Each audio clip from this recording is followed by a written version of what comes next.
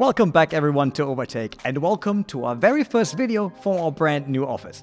Right behind you, so behind that camera, we're working on a great studio for future videos. More on that soon. Today though, we talk about LMU again. Its early access release did not come without problems, but also a whole lot of good. So here are 5 things Le Mans Ultimate does right. Le Mans Ultimate has been out for just over a week since its early access release, and as expected, there were quite a few hiccups on the way. However, limited as it might be regarding game modes for now, the official WEC game also boasts some undeniable strength. To put the most important part first, the driving in Le Mans Ultimate feels sublime. Already regarded as the biggest strength that should carry over from the R-Factor 2 before LMU even released, the handling model certainly did not disappoint when the game hit early access. The hypercars in particular have been recreated well in all their complexity. It will take them a while to get up the temperature, but once they are ready to be pushed, they feel extremely convincing.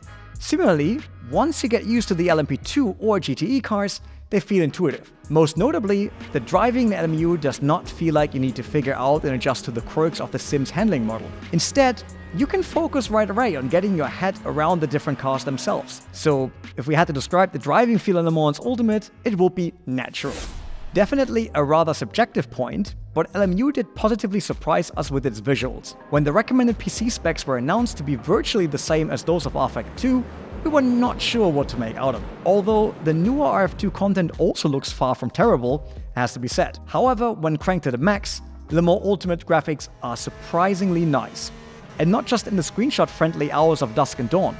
Even in full sunlight, LMU does shine. Excuse the pun. But the blinding reflection from shiny surfaces on opposing cars, the lighting, the tracks themselves all make for some eye candy. This is not to say that there's no room for improvement though. The raindrops and the way water streaks across the car's windshields looks to be rather low-res and a bit like semi-transparent worms, but this should not be too tough to fix. And it certainly is not a top priority either, especially since there are cool screenshots to be taken in the hidden photo mode despite this. Can't find it? Check out our tips and hidden features in the Le Mans Ultimate video. If you enjoy that type of content, also make sure to like, subscribe and hit that bell.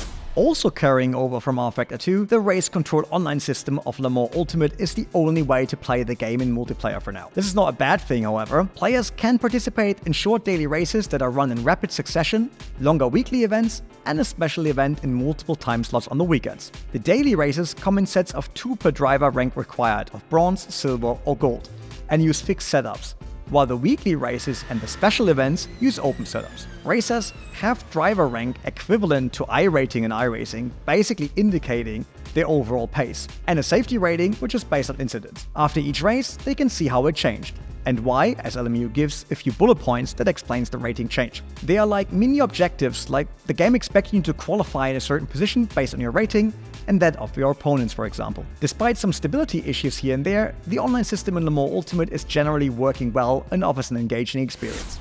One of the immediate standouts when first loading into session LMU is the sound design of the sim. The onboard sounds are uncanny in some cases, like in the Ferrari 499P. The V6 noise, the recuperation whine of the hybrid system under braking, Le Mans Ultimate certainly knows how to up the immersion level through its audio.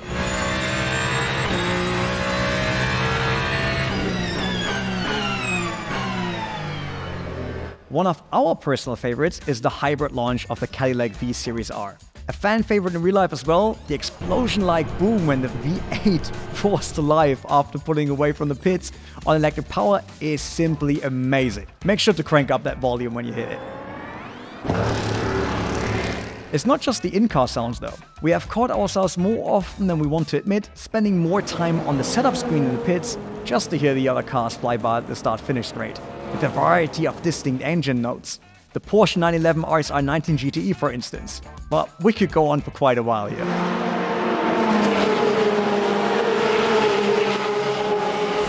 Okay, to be precise, this is not something the game itself offers, but rather what Studio 397 does to it. Slightly over a week after Le Mans Ultimate released, a total of 4 hotfixes have been deployed already, the latest coming on February 28. Compared to the review version, these hotfixes have greatly reduced the number of bugs and made the game more stable.